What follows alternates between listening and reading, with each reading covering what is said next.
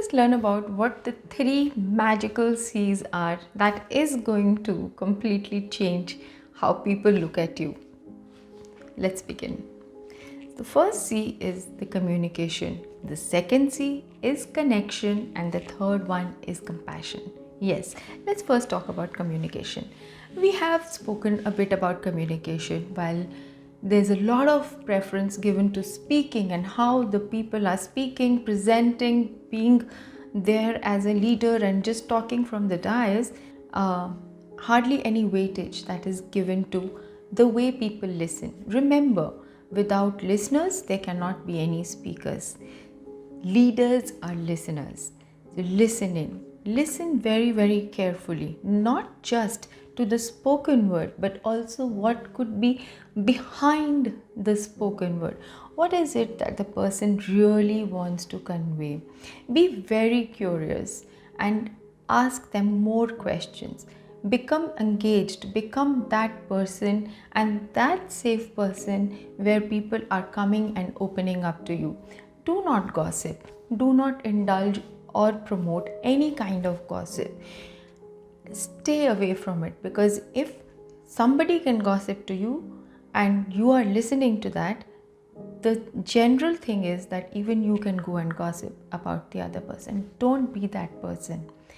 Be a person who is so open and inviting of other people's opinion, even though you have your own opinion, and hold your opinion lightly, because there is no one truth and there are many ways to look at one thing. Remain open and learn how to think and rethink. That's a superpower, by the way, according to research by a Harvard professor and so many more. Connection. Let's come to connection. Without connection, nobody likes to take a feedback. Have you ever seen or noticed in your own house or in any kind of a relationship, when you are just giving an advice or telling somebody to do something because you may be in a position of power or authority, it is not taken very well. That's another story, that the person in front of you will have to do it because they are obliged to do what you are telling them, but there is no connection. Without any connection, do not ever correct anybody. Connection is very important before we give any kind of an advice. And how can we create connection? We can create connection by remaining open, by trusting, by being trustworthy. And feedback, how do you give a good feedback? It's called the sandwich feedback strategy. So first, compliment on what that other person has brought to you. Then layer it with the feedback as to what can be done more differently and otherwise. And then again, end the conversation or the feedback with another compliment of the resource that the person has, of how he has presented, or of his ideas and thoughts, and see how the entire structure of the feedback will change and how people will become so open in taking that feedback. Be compassionate. Be compassionate, because we do know that everybody is going through something in their lives, but we do not know what. It could be anything. So just have compassion.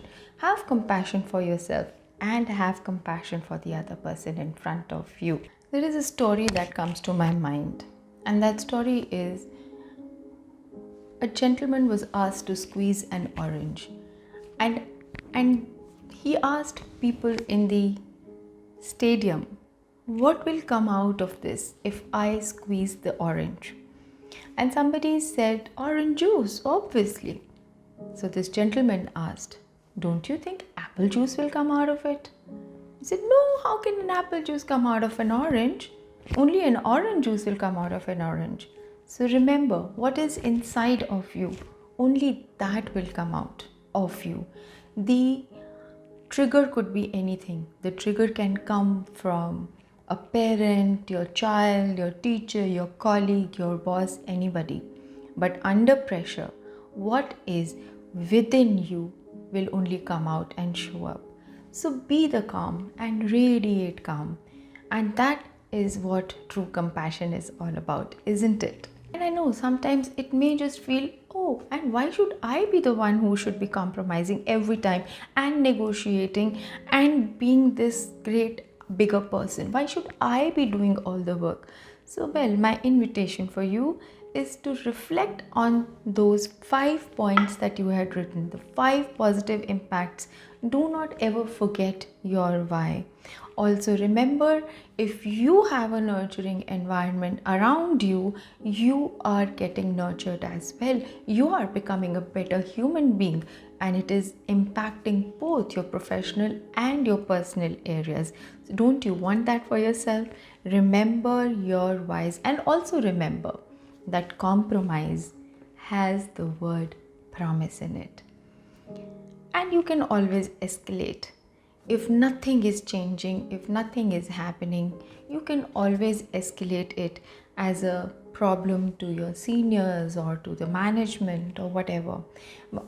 You also have the option of leaving that job and getting into an environment which is more nurturing and more aligned with the kind of person that you are. Remember, you are not a tree, you are not stuck.